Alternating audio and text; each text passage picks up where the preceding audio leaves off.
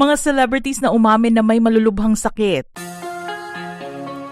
Gigi Delana. Kamakailan lang ay inamin ng singer na si Gigi Delana na siya ay may iniindang malubhang karamdaman. Na-diagnose siya na may pericarditis o ang pamamaga ng pericardium, ang sac na nakapalibot sa puso. Kadalasang nagiging sanhi ng matinding pananakit ng dibdib na lumalala kapag humihinga o nakahiga. Minsan may lagnat o pagkapagod. Ikalawang beses na kasing nahimatay si Gigi habang siya ay nagpa-perform at ang ikalawa ay sa Samal, Davao del Norte.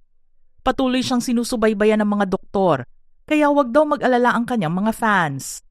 Ate Gay. October 2025 nang madiskubre ng komedyante na lumalaki lalo ang bukol niya sa leeg. Dahil dito nagdesisyon siyang magpatingin sa mga dalubhasa.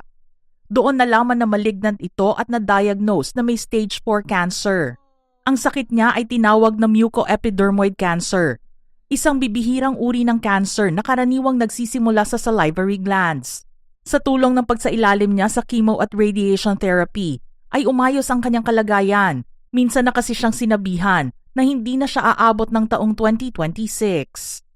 Sunshine Cruz. Inamin ng sexy 47-year-old mom and actress na siya ay mayroong malubhang autoimmune disease. Ginawa niya ang pag-amin matapos siyang rumampa sa Bench Body of Work fashion show noong March 2025. Ang diagnosis sa kanya ay myasthenia gravis, isang autoimmune disease na nakakaapekto ng muscle strength.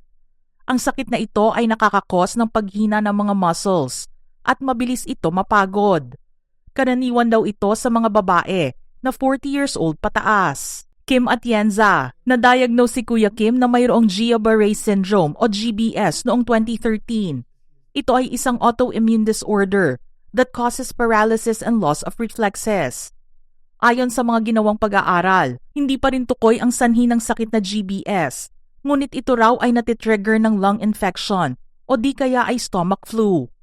Isang aksidente naman ang kinasangkutan niya noong March 2025 matapos siyang mabalian ng ribs sa pagkakatalsik sa minamanehong motorsiklo. Ito na ang ika-4 na buhay ni Kuya Kim na nasasalba. Michelle Madrigal. Hashimoto's disease ang naging diagnosis kay Michelle noong 2018. Ang sakit na ito ay isang autoimmune disorder na maaaring magdulot ng hypothyroidism. Dahil sa sakit na ito, siya rin daw ay nagkaroon na ng goiter at sinabi ring walang lunas ang nasabing sakit. Masaya naman na ngayon si Michelle sa Amerika kasama ang kanyang second husband na si Kevin Neal at anak na si Anika sa ex-husband nito na si Troy Woolfolk. Miles Ocampo. Papillary thyroid carcinoma naman ang naging diagnosis ng doktor kay Miles nang minsang magpa-check up ito. Kinailangan naman niyang sumailalim sa thyroidectomy surgery upang tanggalin ang kanyang thyroid glands. Ang pagkakaroon niya ng ganitong sakit ay nagresulta rin sa pagdagdag ng kanyang timbang dahil sa mga gamot na kailangan niyang inumin. Hindi pinanghinaan ng loob si Miles dahil naagapan ang paglala ng kanyang sakit at maraming taong nakasuporta sa kanya. Nicole Hiala. Ang kilalang radio DJ at events host ay na-diagnose noong 2025 na mayroong thyroid cancer. Hindi naman siya masyadong nagpanik sa anunsyong ito dahil ito raw ay tinatawag na friendliest cancer. Ibinahagi din ni Nicole ang pagsailalim niya sa thyroidectomy at ngayon nga ay balik na muli siya sa normal niyang mga gawain. Angelica Panganiban. Na-diagnose na may avascular necrosis o bone death si Angge. Nangyayari ito kapag ang tissue ng buto ay namatay dahil sa kakulangan ng supply ng dugo. Tinatawag din itong osteonecrosis o bone infarction.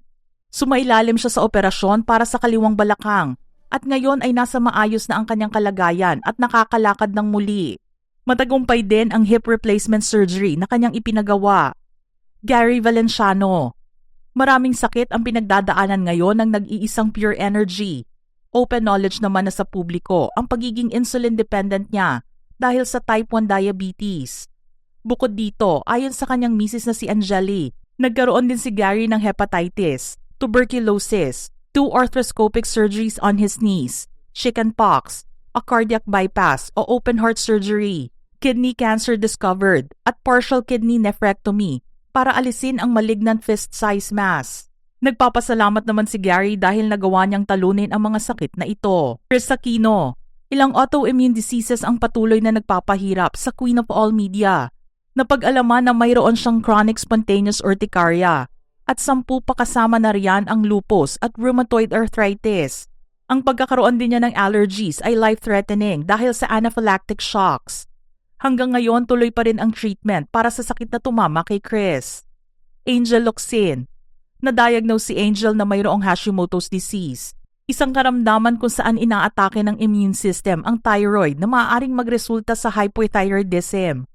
Tahimik na ang pamumuhay ngayon ni Angel malayo sa mata ng publiko. Naging aktibo na lang siya muli sa social media dahil sa suporta sa kanyang stepson na si Joaquin Arce na sumali sa Pinoy Big Brother Celebrity Collab Edition Season 2 at inanunsyong third big placer.